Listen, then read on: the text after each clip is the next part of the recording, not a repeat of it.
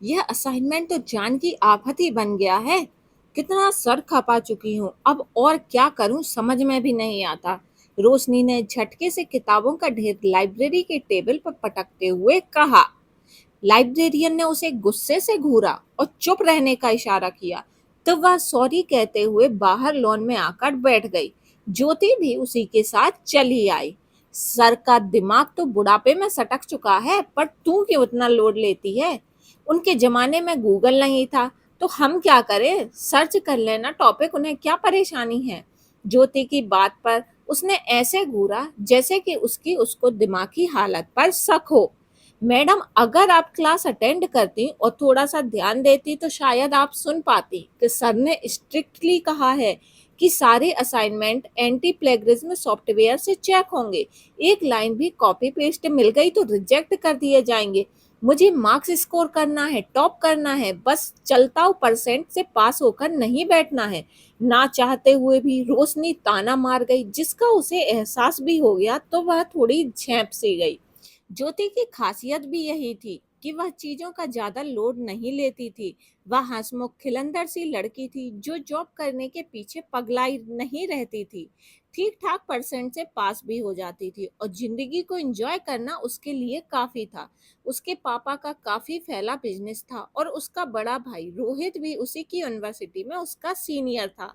जबकि रोशनी 10 साल की थी तभी उसके पापा गुजर गए थे। उसकी मम्मी प्राइवेट स्कूल में टीचर थी। शुरू से ही उन्होंने उसकी पढ़ाई पर बहुत ध्यान दिया था। वह हमेशा से ही टॉप करती थी और उसका टारगेट बहुत बढ़िया पैकेज पर कैंपस सिलेक्शन पाना था। वह जो जब तक जितना चाहे जहां चाहे पढ़ सकती है, बस दोस्तों के साथ आउटिंग की जिद नहीं करेगी। कॉलेज से घर जाएगी और घर से कॉलेज आएगी। इसलिए कहा जाता है कि शिखर पर खड़ा व्यक्ति हमेशा अकेला ही होता है। हाँ, क्यों नहीं, क्योंकि शिखर पर बस एक ही व्यक्ति के खड़े होने की जगह होती है। उन दोनों को पता ही नहीं चला कि कब रोहित उनके पीछे आकर खड़ा हो गया था। क्या हुआ रोशनी, मुझे बताओ। रोशनी को तो ऐसा लगा जैसे डूबते को तिनका का सहारा मिल गया हो। सीनियर की जो हेल्प मिल रही थी वह भी बिना मांगे। उसने जल्दी से रजिस्टर खोल के आगे बढ़ा दिया। बहुत सुंदर राइटिंग में व्यवस्थित रूप से बुलेट पॉइंट में टॉपिक लिखे थे। रोहित भी मुस्कुरा दिया। इनसे रिलेटेड बुक है मेरे पास, सब टॉपिक मिल जाएंगे उनमें। ये सुनकर रोशनी खुशी के मारे चीख उठी। फिर अपने एक्साइटमेंट पर काबू पाते हुए उसने पूछा, मैं वह किताबें कब ले सकती हूँ? रोहित ने कहा, अरे लास्ट ईयर की बुक अभी अपनी साथ लेकर घूमूंगा क्या? घर पर रखिए, कल ले आऊंगा। लेकिन भैया, कल सैटरडे है और मंडे को गवर्नमेंट हॉलीडे है, 3 दिन का ऑफ है। रोशनी यह सुनकर परेशान हो गई। उसका मन ही बुझ गया था। उसकी मम्मी स्ट्रिक्टली उसे किसी फ्रेंड के घर जाने नहीं देती थी, पर यही एक प्रॉमिस उसने कर लिया था।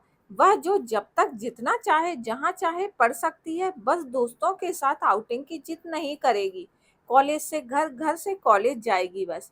ऐसा नहीं था कि उन्हें उस पर भरोसा नहीं था, लेकिन उन्हें दुनिया पर भरोसा नहीं था। पति की असमय मौत के बाद ससुर की गंदी नजर और नीयत ने उन्हें अपने ही ससुराल की छत से बेदखल कर दिया था।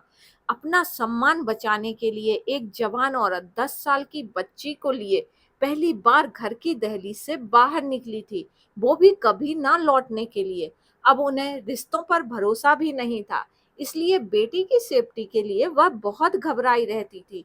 और रोशनी भी इस बात को अच्छे से समझती थी, इसलिए वह भी कभी कोई ऐसी जिद नहीं करती थी जिससे उसकी माँ को परेशानी हो। और ज्योति भी यह बात बखूबी जानती थी। कोई बात नहीं रोशनी, मैं भैया की बुक्स में से टॉपिक के फोटो लेकर स्कैन करके तुमको व्हाट्सअप कर दूंगी। Good idea. एक काम करो रोशनी, अपना व्हाट्सअप नंबर दो, मैं ही सेंड कर दे रहा, बल्कि और कुछ भी उससे रिलेटेड मिलता है तो वो भी सेंड कर दूंगा। उसने जल्दी से अपना नंबर नोट करा दिया। वाकई कहे के मुताबिक उसी रात रोहित ने सब टॉपिक्स के फोटो से सेंड कर दिए। उसने भी जल्दी से थैंक यू सो मच का मैसेज कर दिया। रोहित ने कहा, इतनी रात जाग रही हो, तुम भी निशाचर हो क्या? जानवी ने रिप्लाई किया, जी बस असाइनमेंट पर काम कर रही थी, गुड नाइट। रोशनी ने एक छोटा सा रिप्लाई किया। फिर रोहित ने एक फनी सी रील भेजकर उससे कहा कि ब्यूटी स्लीप पूरी करो, नहीं तो डार्क सर्कल आ जाएंगे। इस पर रोशनी ने एक स्माइली भेजकर फोन रख दिया। फिर सुबह उठने पर उसने देखा 4 मैसेज और थे। सभी रील और मीम थी। उसने एक स्माइली फिर से भेज दी। फिर दिन भर थोड़ी थोड़ी देर में मैसेज आते रहे, लेकिन अब उसे उलझन होने लगी थी। लेकिन छुट्टियों में अब चूंकि उसके पास काफी मैटर भी था, वह असाइनमेंट कंप्लीट कर लेना चाहती थी। पर अगर वह रिप्लाई नहीं करती तो शायद रोहित को लगता मतलब निकल गया तो अब ज्यादा भाव खा रही है। इसलिए उसने कुछ सोचकर फोन एयरप्लेन मोड में डाला और लिखने बैठ गई। उसे लगा था कि कॉलेज में रोहित अगर पूछेगा तो वह कह देगी कि फोन की बैटरी डेड हो गई थी और चार्जर भी नहीं मिल रहा था। लेकिन ऐसा कुछ हुआ ही नहीं। उसे देखकर वह मुस्कुराकर बाय करता हुआ अपनी क्लास में चला गया। अब रोशनी ने चैन की सांस ली। रोहित अब अक्सर ही उसकी हेल्प किया करता था। उससे उसे पढ़ाई में काफी आसानी भी हो गई थी। उसके मैसेज भी उसके फोन पर लगातार आते रहते थे।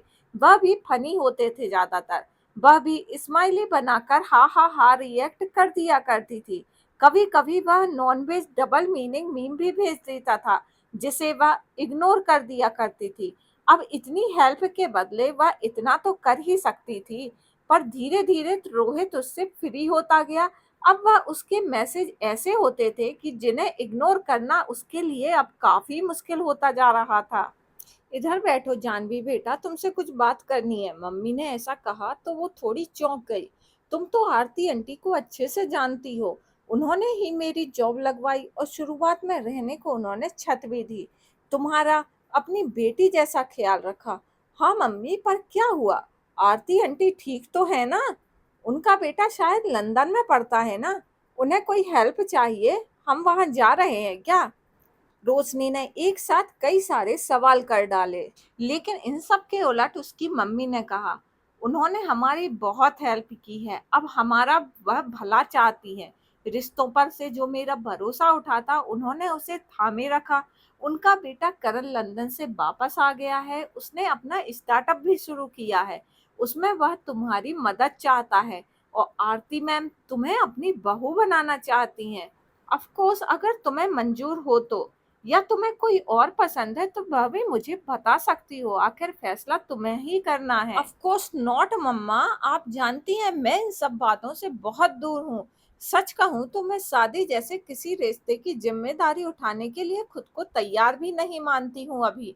फिर भी अगर आप चाहती हैं तो रोशनी थोड़ा नर्वस सी हो गई थी। मैं बस इतना चाहती हूँ कि तुम एक बार करण से मिल लो, कोई प्रेशर नहीं है। माँ ने मुस्कुराकर उसके सिर पर हाथ फेरा। करण उसकी सोच और नेचर के एकदम उलट, बहुत बातूनी, हंसमुख और एक समझदार लड़का निकला।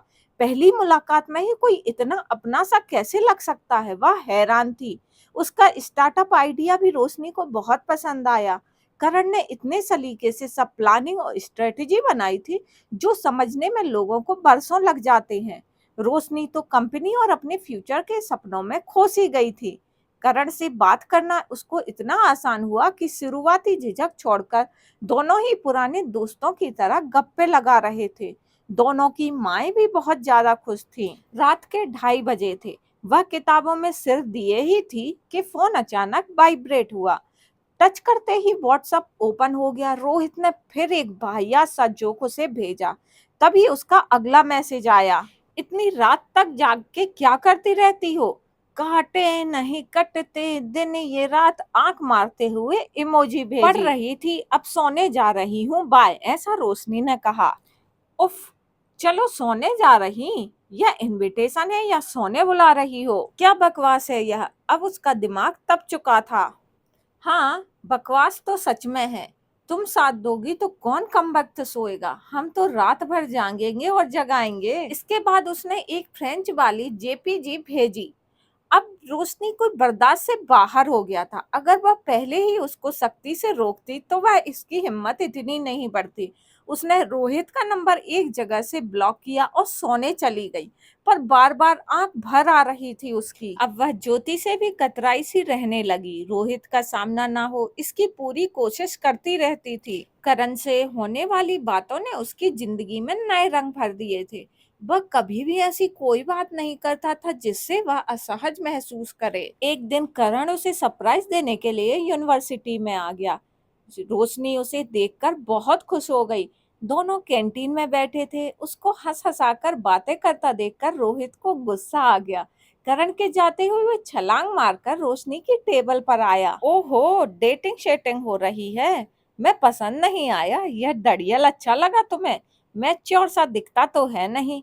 बहुत ज्यादा एंजॉय कराता होगा। Shut up Rohit. रोशनी गुस्से से चीखना चाहती थी, पर उसकी आंखों में आंसू भर आए और गला रुंध सा गया। ओ मैडम, ये रोने धोने का ड्रामा ना करो। और रोहित नहीं, रोहित सर कहो, सीनियर हूँ तुम्हारा। पहले मुझे लगा कि लड़की शरीफ है, नहीं परेशान करते हैं, लेकिन नहीं, लड़की का आशिक तो कोई और ही है। हमसे तो बस काम निकलवाया जा रहा था। अगर चाहती हो हमारी दोस्ती और आशिकी दोनों चलती रहे तो लास्ट पीरियड में मुझे लाइब्रेरी के पीछे मिलना। बात करेंगे इसके मोहब्बत से। नहीं तो हमारी इतने महीनों की सारी चैट्स के स्क्रीनशॉट में वायरल कर दूंगा। सबको पता तो लगे मैडम कैसे जोक्स एंजॉय करती हैं। रोशनी की हालत ऐसे थी जैसे काटो तो खून नहीं। उसने सोचा भी नहीं था कि घटिया और वाहियात मैसेज इग्नोर करते रहना उसे इतना भारी पड़ेगा। सब लोग उसके बारे में क्या सोचेंगे? एक लड़का और एक लड़की को आधी रात में ऐसे मैसेज करता था। स्क्रीनशॉट तो फेक भी बनाए जा सकते हैं, लेकिन करण क्या सोचेगा? उसकी मम्मी कैसे यह सब बर्दाश्त करेगी? तभी वहां अचानक से करण आ गया। वह अपनी कार की चाबी टेबल पर ही भूल गया था। रोशनी की हालत देखकर उसने प्यार से उसके कंधे पर हाथ रखा और पूछा, रोशनी क्या हुआ? इतनी परेशान क्यों हो? तुम मुझ पर भरोसा कर सकती हो, ट्रस्ट मी। रोशनी ने रोते हुए करण को सारी बात बता दी। मैं भूल गई थी करण कि मैं एक लड़की हूँ और लड़कियों को हमेशा ही दबाया डराया जाता है। उनको ही चरित्रहीन हमेशा समझा जाता है। नहीं नहीं रोशनी, डराया और दबाया उसको जाता है जो कमजोर होते हैं, अपने लिए स्टैंड नहीं लेते। उनकी कमजोरी भांपकर ही उन्हें मैनिपुलेट किया जाता है। तुम्हें ज्योति को अवॉइड करने की बजाय उसे यह सब बता देना था। अभी उठो चलो। करण सीधा रोहित के पास पहुंचा था। हाँ भाई, तुम मेरा नंबर ले लो, जो भी हो मुझे भेजना, मुझे व्हाट्सअप करो डायरेक्ट, लेकिन रोशनी को दोबारा किसी तरह का कांटेक्ट करने की कोशिश मत करना, नहीं तो यूनिवर्सिटी से निकाल दिए जाओगे, बल्कि जेल भी जाओगे और क्रिमिनल रिकॉर्ड बनेगा सो अलग। लेकिन रोहित इन सब के लिए बिल्कुल भी तैयार नहीं था। वह एकदम बौखला गया। करण की बात भी सही थी। उसने रोशनी को देखा, वह हैरान परेशान सीधी सी नहीं, बल्कि एकदम कॉन्फिडेंट लड़की थी। एकदम ही चेंज कैसे आ गया था, वह यह सोच रहा था। दरअसल सोच रोशनी भी यही रही थी।